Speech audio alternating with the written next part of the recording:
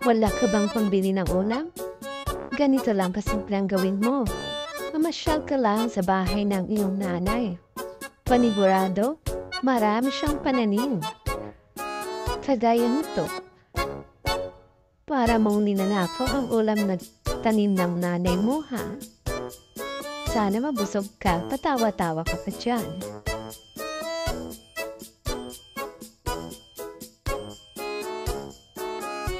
Uy, dito, marami pa dito. Tumingin ka kasi. Yan no, madami pa sa paligid ng bahay ng nanay mo. Mga pananim, maraming klase ng gulay, pati bulaklak ba ang gusto mong kunin? Ayan no,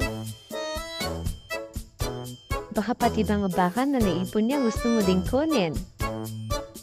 Ano na, balik na, dito na, ayan na talaga. Ayaw talaga paawat. Sige lang.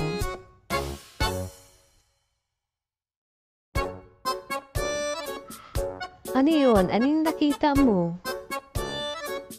Hala? Huwag mong sabihin, pati baboy, gusto mo ding kunin? Huwag naman, oy. Balik na kasi, huwag na kasing baboy.